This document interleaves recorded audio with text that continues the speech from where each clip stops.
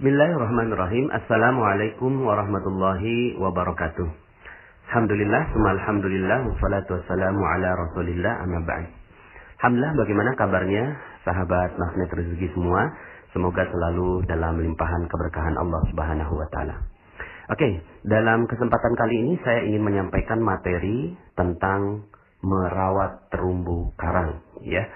Bapak Ibu, materi ini dahsyat sekali menurut saya, dan saya bersyukur sekali saya menemukan materi ini, menemukan ilmu ini, sehingga akhirnya saya menjadi lebih hidup Bapak Ibu dalam kehidupan ini. Dan saya merasa bahwa hidup saya menjadi jauh-jauh lebih nikmat dan memiliki agenda yang lebih terarah Bapak Ibu, ya. Jadi materi ini penting sekali menurut saya dan sangat-sangat dasar sekali yang harus menjadi action plan bagi teman-teman semua para member Rahasia Magnet Rezeki. Oke, Bapak Ibu,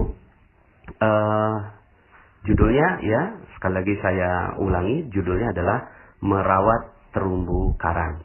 Oke Bapak Ibu, sebelum saya jelaskan terumbu karangnya, saya mau tanya ya, begini. Rezeki Allah itu selalu dititip Bapak Ibu. Allah itu nggak mungkin kasihin rezeki ya dengan zatnya sendiri, tidak mungkin ya. Pasti Allah titipkan rezeki ya. Dalam materi Paradox of Candy saya sampaikan bahwa rezeki itu dibawa oleh malaikat Mikail dari langit. Rezeki dibawa, lalu kemudian malaikat Mikail memberikannya kepada kita. Tapi memberikannya kepada kita, kalau kemarin analoginya bungkus permen ya Bapak Ibu ya, di Paradox of Candy. Nah tapi bungkusnya ini seperti apa ya? Kemarin kita bahas bahwa bungkus itu sesuatu yang kita nggak suka dan seterusnya. Nah cuma Bapak Ibu, faktanya bahwa rezeki Allah dititip ya. Rezeki Allah dari malaikat Mikail lalu dititip. Nah, dititipnya di mana inilah yang penting bagi kita, ya. Kenapa? Karena kalau kita nggak tahu dititipnya di mana, maka kita nggak tahu bagaimana cara ngambilnya, Bapak Ibu, ya. Contoh gini, Bapak Ibu, Allah kasih rezeki untuk jerapah itu di pucuk-pucuk pohon, ya. Di pucuk pohon yang paling tinggi, disitulah Allah titip rezeki untuk jerapah.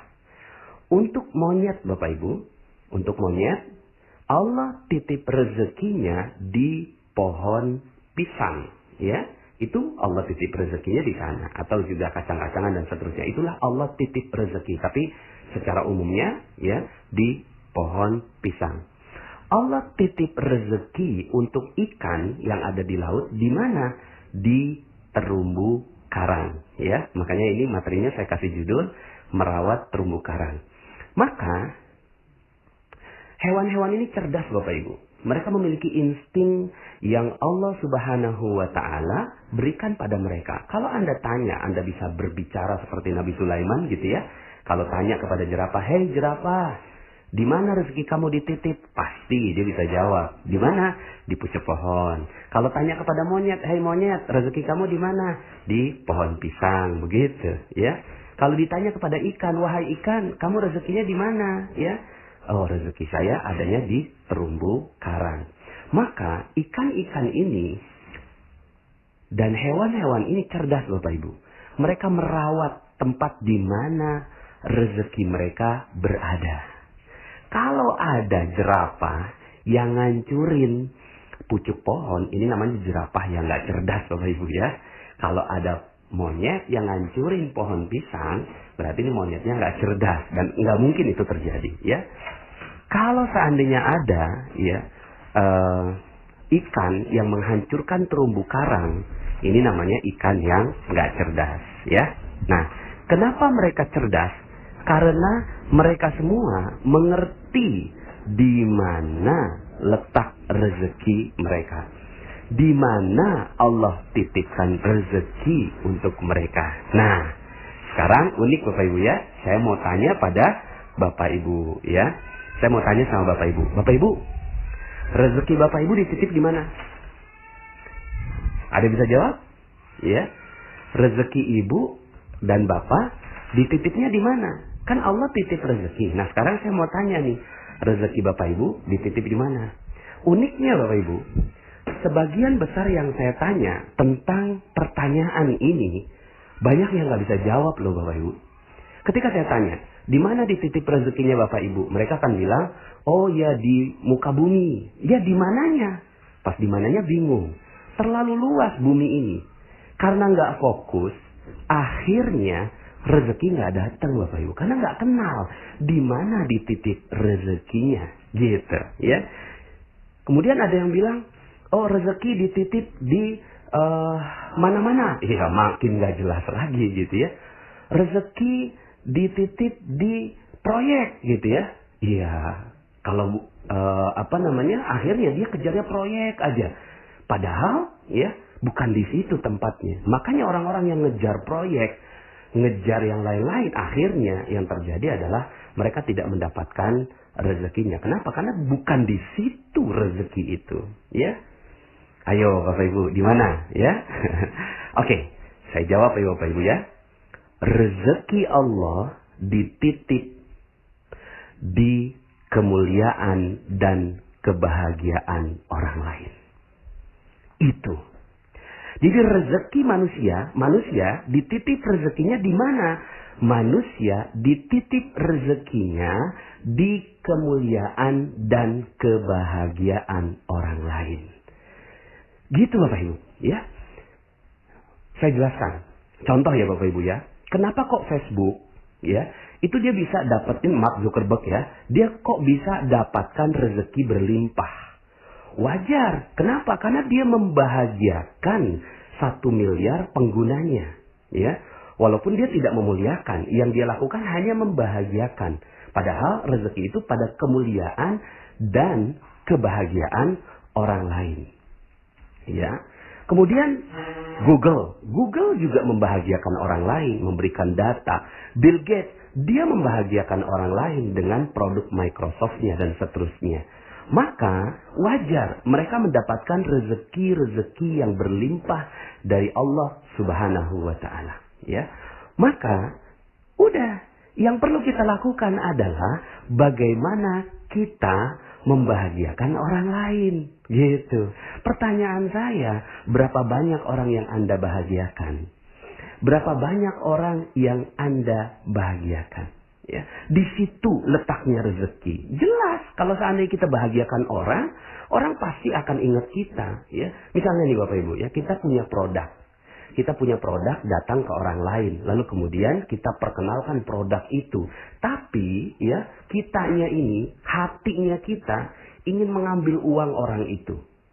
Lalu kemudian tak ada sedikit pun perasaan bagi kita untuk membahagiakan dia. Kira-kira apa yang terjadi? Dia nggak mau beli Bapak Ibu. Mungkin produknya luar biasa, mungkin produknya hebat, mungkin produknya solutif. Tapi yang nawarin itu loh, jutek banget, judes banget. Kok saya merasa rendah di depannya dia. Enak aja gue keluarin duit buat dia. Begitu Bapak Ibu. Maka yang dibeli oleh orang itu bukan produk. Sekali lagi, yang dibeli oleh orang lain bukan produk.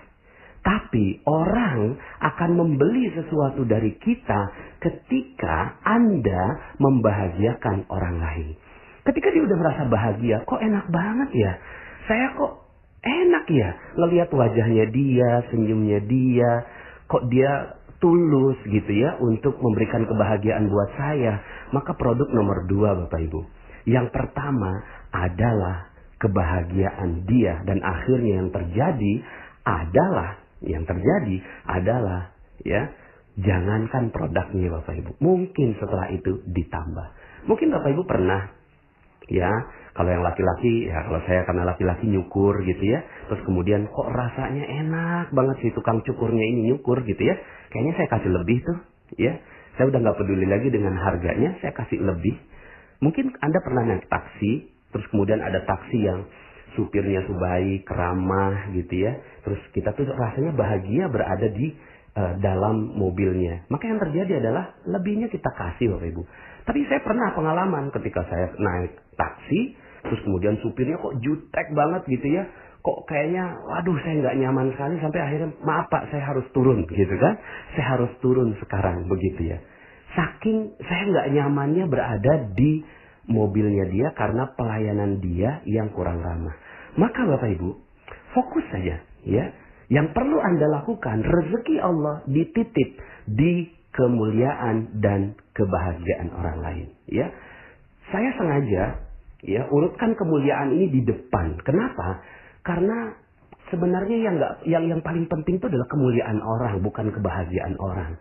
Tapi kemuliaan itu tidak bisa didapatkan kalau orang lain tidak bahagia. Maka ya sudah, gitu ya. Ini udah jadi kayak soulmate gitu ya. Kebahagiaan dan kemuliaan. Yang sayangnya ya beberapa di antara para orang kaya yang dilakukan membahagiakan tapi kurang memuliakan gitu ya. Nah, kalau ini digabungkan, memuliakan dan membahagiakan orang, wih, Masya Allah Bapak Ibu, rezeki Anda akan mengalir dengan deras pada Anda. Maka ada loh manusia gitu ya yang menghancurkan terumbu karangnya Bapak Ibu. Ikan menghancurkan terumbu karangnya ikan yang tidak cerdas Bapak Ibu. Tapi ada manusia yang menghancurkan kebahagiaan orang lain. Itu unik kan? Ya. Jadi ketika ditanya, rezeki kamu di mana? Nggak tahu. Tapi orang lain benci semua sama dia. Gitu ya. Istrinya dihancurkan perasaannya. Suaminya nggak dituruti dan nggak dihargai. Orang tuanya gitu kan. Sampai nyesal melahirkan dia. Sampai bilang, aduh ya Allah, saya nyesal sekali keluar air susu buat anak saya. Sekarang dia jadi anak durhaka. Hei, ayo lihat. Ya. Bagaimana mungkin Anda bisa bahagiakan customer Anda? Bagaimana mungkin Anda bisa bahagiakan orang lain? Bagaimana mungkin Anda bisa bahagiakan siapapun di muka bumi ini?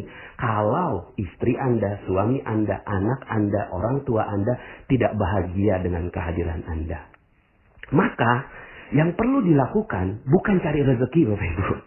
Sekali lagi, ini ilmu magnet rezeki Bapak Ibu ya. Tapi bukan rezekinya yang kita ambil.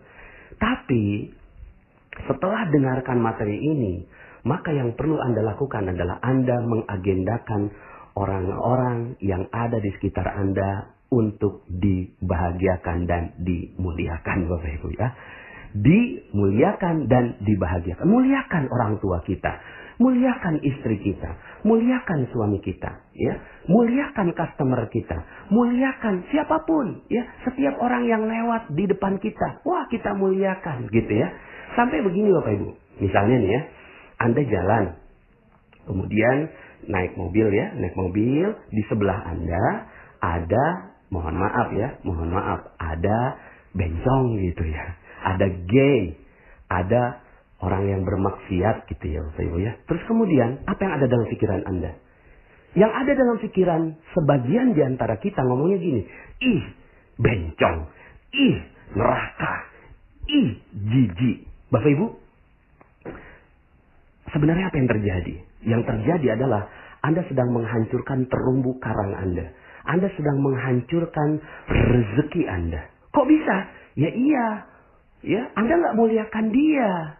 Loh bagaimana memuliakan? Oh dia bencong. Dia gay. Bagaimana bisa dimuliakan? Bapak Ibu, udahlah nggak mampir, nggak negor, nggak ngorder gitu ya. Nggak nyalamin, malah nyumpahin di pikiran. Neraka, jijik, dan seterusnya. Gitu ya. Maka yang harus dilakukan gimana? Ya kalau seandainya Anda nggak datangi dia, doakan dia. Gimana cara mendoakannya? Langsung naik gitu ya. Atau nggak usah pakai tangan, juga pakai pikiran juga udah jadi doa. Ya Allah, muliakan dia. Ya, berikan jalan taubat buat dia. Berikan rezeki buat dia sehingga dia tidak lagi melanjutkan pekerjaannya. Ya Allah, hanya itu yang bisa saya lakukan. Tolong ya Allah, bantu dia. Udah, selesai. Anda aman Bapak Ibu, ngelihat bencong di pinggir jalan, ngelihat gay di pinggir jalan, Anda selamat pikiran Anda. Selama ini Bapak Ibu, Anda ngelihat orang yang Anda nggak suka, lalu kemudian dalam pikiran Anda menjudge, Anda menghakimi, Anda merusak terumbu karang Anda merusak rezeki Anda. Itu yang terjadi. Ya, Maka Bapak Ibu, kalau seandainya Anda sekarang ini seret rezekinya, Anda sekarang sedang berat, hutang nggak lunas-lunas, amanah nggak lunas-lunas, piutang kok nggak datang-datang begitu ya. Yang perlu Anda perhatikan adalah bagaimana terumbu karang Anda. Jangan-jangan terumbu karang Anda sudah hancur di bom Bapak Ibu. Ya, siapa yang ngebom? Anda sendiri. Anda bom. Itu terumbu karang seperti nelayan yang mengebom lautan begitu ya. Mentang-mentang Allah ya kasihin hukum bahwa ikan yang bangkai boleh dimakan halal. Maka yang dilakukan adalah dibom aja supaya bangkainya yang kita tangkap begitu ya. Mentang-mentang begitu Bapak Ibu, maka yang dilakukan adalah menghancurkan terumbu karang Bapak Ibu ya. Maka yang terjadi adalah kita manusia sering menghancurkan terumbu karang kita. Ya, coba perhatikan gitu ya. Perhatikan berapa banyak terumbu karang yang Anda hancurkan. Maka Bapak Ibu, kalau seandainya sekarang ini rezeki nggak ada, ya sudah, wajar Anda menghancurkan terumbu karang Anda. Gitu ya. Ada orang Anda benci banget gitu ya. Misalnya Anda tahu nih sebuah ilmu, sedikit Anda tahu gitu kan. Ya, bahwa oh ya nih kalau pakai hadis ini gitu kan, ini hadisnya nggak ada di Nabi, terus kemudian yang lainnya dibilang oh itu bid'ah, itu neraka dan seterusnya. Kemudian ada lagi yang mengatakan bahwa golongannya lebih baik gitu kan, lalu kemudian mengatakan dia itu ya neraka begitu ya. Masya Allah, Anda lagi ngebom itu Bapak Ibu. Anda lagi ngebom rezeki Anda itu hancur.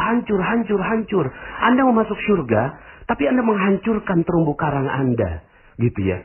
Anda menghancurkan. Ya. Dalam Al-Quran disebutkan, A'udzubillahi minasyaitonir rajim, Ya ayyuhallazina amanu, la yaskhar qaumun min qaumin asa ayyakunu khairan minhum. Wala nisa'un min nisa'in asa ayyakunna khairan minhun. Hai orang-orang yang beriman, janganlah seorang lelaki itu menganggap dirinya lebih baik daripada orang lain. Nah, lebih baik daripada orang lain saja, menjudge orang lain saja, itu nggak boleh Bapak Ibu. Apalagi menjudge gitu ya, di dalam pikiran kita tuh orang nggak bagus Bapak Ibu ya. Begitu juga wanita dan juga perempuan gitu ya. Nah, Bapak Ibu, bagi perempuan-perempuan yang suka gosip, sebenarnya yang suka gosip bukan cuma perempuan ya, laki-laki gitu ya. Laki-laki tuh suka gosip juga. Gosip politik, gosip ngomongin pemimpin, gosip ngomongin bisnis, ya proyek, saling sikat-sikut, itu gosipnya lelaki. Gosipnya perempuan apa? Gosipnya perempuan ngomongin orang, ngomongin tetangga, di tukang sayur dia ngomongin keburukannya orang lain beli kulkas 2 pintu diomongin, orang lain beli mobil baru diomongin gitu kan, orang lain pakai jilbab miring diomongin, orang lain pakai gendut lalu kemudian pakai baju kayak lepet diomongin gitu ya. Apa yang sedang Anda lakukan?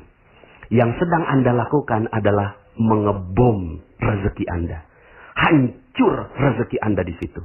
Jadi kalau seandainya Anda sekarang ini berintrospeksi, ya Allah, kenapa ya rezeki saya seret? Ya Allah, kenapa ya rezeki saya kok segini-gini aja?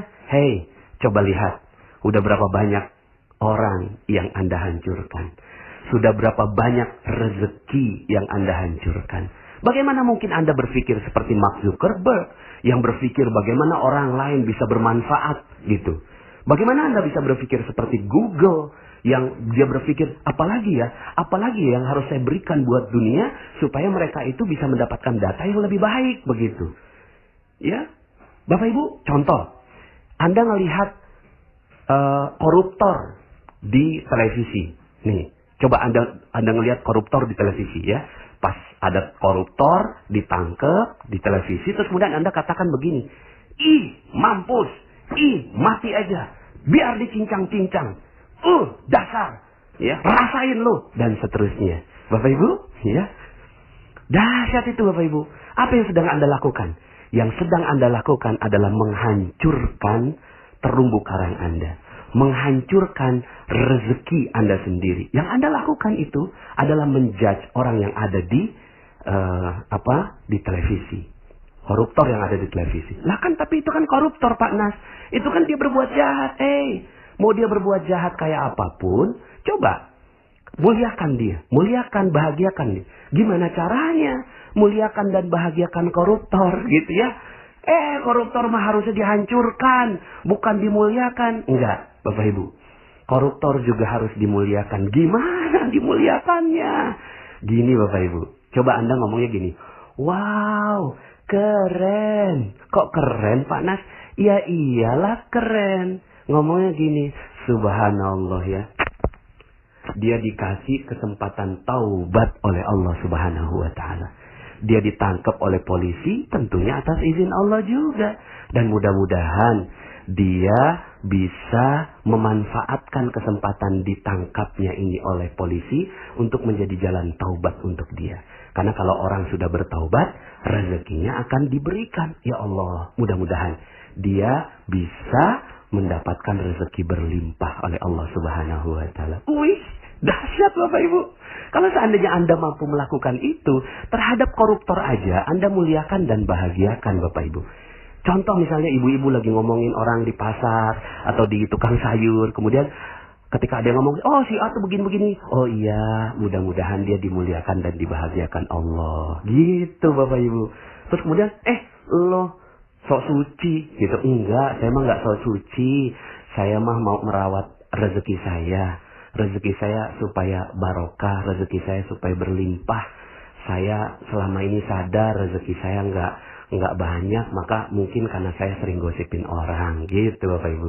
Ya, sehingga akhirnya si ibu itu ngomong, oh iya gitu ya? Iya, ikut deh telegramnya Pak Nas, gitu Bapak Ibu ya. Sehingga akhirnya yang Anda lakukan adalah orang yang gosip sekalipun, Anda nggak judge Bapak Ibu. Kamu kok senang gosip? Nggak tahu neraka? Nggak tahu ayatnya? Ayuhibbu ahadukum ayakula lahma akhihi maitan fakaritumu. Tuh, dalil tuh. Makan dalilnya. Itu yang kita bilang, kamu nggak suka ya memakan daging bangkai saudara sendiri? Itu dalil, itu Al-Qur'an. Masa kamu nggak percaya sama Al-Qur'an? Masa kamu melawan Al-Qur'an? Neraka kamu. Aduh, bukan begitu Bapak Ibu. Bukan sama sekali. Tapi ajak saudara-saudara kita untuk mulia dan bahagia. Anda bisa bayangkan Bapak Ibu, ya, kalau seandainya seluruh Indonesia saling memuliakan dan membahagiakan saudaranya satu sama lain. Aduh, udah deh, nggak usah ngomongin Indonesia dulu deh. Ngomongin kita aja dulu deh. Anda mau rezeki berlimpah? Anda mau rezeki yang banyak? Ya, yuk sama-sama kita muliakan dan bahagiakan orang lain. Kita rawat terumbu karang kita. Jadilah ikan yang cerdas Bapak Ibu. Ikan yang cerdas. Yang merawat terumbu karang. Jangan jadi seperti nelayan yang tidak cerdas. Yang udah tahu rezekinya di laut malah dihancurkan. Ini udah Masya Allah gitu ya. Jadi Bapak Ibu, di mana Allah titip rezeki? Di mana Allah titipkan rezeki untuk manusia? Di kemuliaan dan kebahagiaan orang lain. Mulai dari sekarang, lihat orang sekitar Anda. Lihat orang-orang di sekitar Anda. Mungkin sekarang ini Anda sedang mendengarkan dengan suami Anda. Tatap matanya, tatap wajahnya. Katakan, aku mencintaimu karena Allah. Begitu Bapak Ibu. Mungkin Anda di sekitar Anda ada suami Anda ucapkan. Mungkin di sekitar Anda sekarang ada anak Anda, ada anak-anak Anda. Langsung datangi mereka. Ya Allah, ya mudah-mudahan engkau mulia dan bahagia. Peluk dia, sayangi dia. Apapun kesalahannya. Mungkin Anda lupa, ya. Baru aja lebaran begitu ya. Baru maaf-maafan, tahu-tahu tiba-tiba sudah memberikan kesakitan buat ibu Anda. Coba datangi ibu Anda. Karena di situ adalah terumbu karang yang paling besar Bapak Ibu. Terumbu karang yang paling mulia. Terumbu karang rezeki yang paling dahsyat. Itu ada di ibu dan ayah Anda. Begitu Bapak Ibu. Lalu setelah itu Anda terbiasa.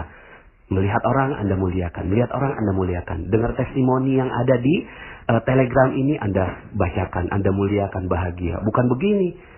Ya, Pak Nas, kok itu yang testimoni-testimoni kok lebay-lebay banget gitu ya. Kok isinya ini cuma testimoni-testimoni aja? Jangan. Doakan. Doakan ya Allah. Ya, Muliakan dan bahagiakan semua orang-orang yang ada di channel Telegram ini. Itu Bapak Ibu. Nah kalau udah itu yang terjadi Bapak Ibu akhirnya wajahnya juga jadi jauh lebih mudah tersenyum. Gitu. Jadi jauh lebih mudah tersenyum. Ada aura, energi yang keluar dari diri Anda. Sehingga akhirnya ketika Anda jalan ke toko Anda, buka toko Anda dengan senyum, ada konsumen datang. Lalu kemudian, ya Allah, bagaimana saya memuliakan dan bahagiakan dia. Begitu Bapak Ibu. Udahlah, nggak usah. Rezeki mah itu nomor 2. Muliakan dan bahagiakan. Sehingga akhirnya yang terjadi Bapak Ibu, dia tuh akan bilang setelah pulang gitu ya. Ya Allah, itu toko enak banget ya. Nggak tahu ya, ada aura apa ya. Kok saya pengen banget gitu ya. Seandainya ada yang tawarin yang jauh lebih murah, saya nggak mau. Saya maunya beli di dia aja. Karena ya di tempatnya itu barangnya jauh lebih berkualitas dan saya dapat senyuman lagi. Begitu Bapak Ibu. Jadi Bapak Ibu, ya muliakan semua orang. Semua orang. Semua orang. Gitu ya. Semua orang. Agendakan. Sehari ini, ketika mulai pagi hari, maka agenda Anda bukan untuk mencari rezeki Bapak Ibu. Untuk cari uang, untuk bekerja bukan. Tapi agenda Anda, pergi dari rumah Anda, yang Anda lakukan adalah bagaimana saya memuliakan dan membahagiakan orang lain. Dari situ baru rezeki Anda akan mengalir pada diri Anda. Mungkin ada yang bilang begini, ya Allah Pak Nas, saya baru dapat materi ini, saya sadar terumbu karang saya ini udah hancur gitu ya. Saya selama ini menzolimi, merusak hubungan saya dengan orang lain. Nggak apa-apa Bapak Ibu, tenang aja. Santai kok, santai. Anda kan baru tahu mungkin ya ilmu ini. Ya, apa yang perlu lakukan? Yang perlu lakukan adalah tenang aja. Terumbu karang masih banyak. Terumbu karang masih banyak. Muliakan orang yang bisa Anda muliakan. Bahagiakan orang yang bisa Anda bahagiakan di sekitar Anda. Di sekitar Anda. Mulailah sekarang. Mulai pelan-pelan merawat terumbu